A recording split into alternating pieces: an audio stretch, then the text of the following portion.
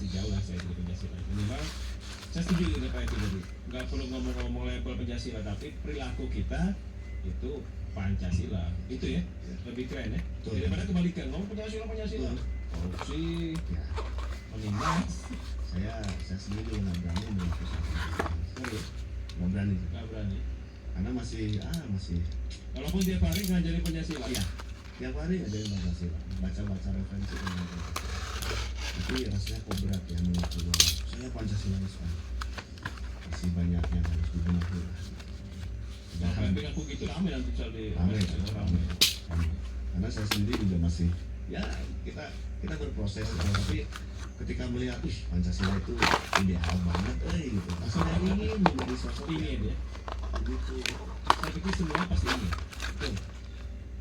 Nggak ada olehnya. Nggak ingin, nggak mungkin lah ya. Baik, kita jeda dulu ya, baik.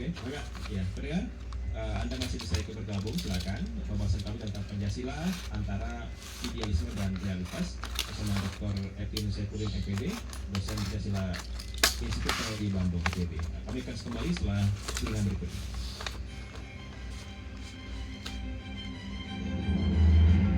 Memperingati Hari Kesaktian Pancasila.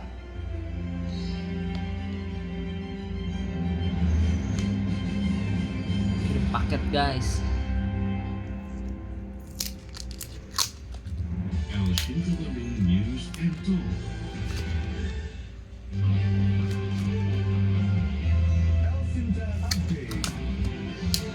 Direktur Jenderal Imigrasi Silmi Karim menjelaskan revisi Undang-Undang Nomor 6 Tahun 2011 tentang keimigrasian yang telah disahkan memuat peraturan baru terkait penggunaan senjata bagi petugas imigrasi di bidang penegakan hukum.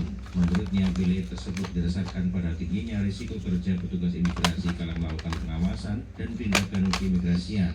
Silmi menegaskan ancaman seperti kekerasan, terorisme, dan kerusuhan yang dihadapi petugas dapat melindungi petugas dan memberikan efek kental.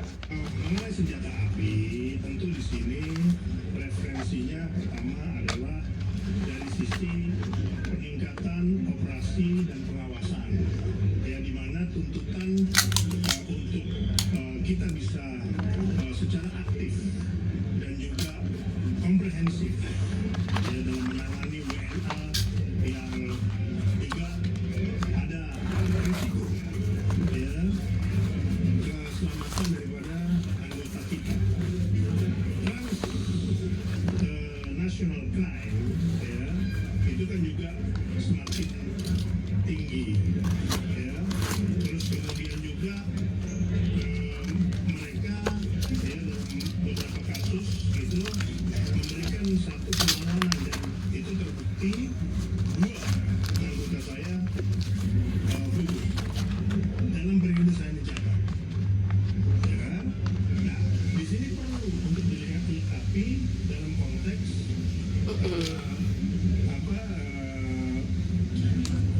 keselamatan jiwa daripada anggota saya, bela diri. Lebih lanjut, Silmi mengungkapkan berdasarkan catatan keimigrasian dengan kebijakan persenjataan pada tahun 2024, kinerja imigrasi dalam penegakan hukum semakin baik. Terbukti penindakan imigrasi pada Januari hingga September meningkat 124% atau lebih dari 2 kali lipat dibandingkan periode yang sama pada tahun 2023. Dan yang ketiga ya tentu teladan, dan saya sangat yakin di Indonesia itu banyak orang yang Pancasilais kan. Pancasilais dalam pengertian mereka mempraktikkan nilai Pancasila itu gitu ya, tanpa harus mengakui saya Pancasila gitu. Nah itu sih sebetulnya bagaimana kemudian di hari kesaktian Pancasila itu kita banyak merenung, kita banyak mengerti ini apa ya sebetulnya yang masih keliru dan apa yang bisa kita lakukan. Kalau bisa kita lakukan. Makanya kuliah-kuliah Pancasila sekarang itu didorong agar pembelajaran itu tidak hanya sekedar di kelas, tapi mereka tentunya harus menganalisa problem, membuat aktivitas untuk menyelesaikan masalah. Ujungnya pengambilan usaha. Itu saya kira keren. Beres guys. Sampai tulisannya hilang dari kurikulum. Jangan sampai. Sejak dini harus Harus diajarkan.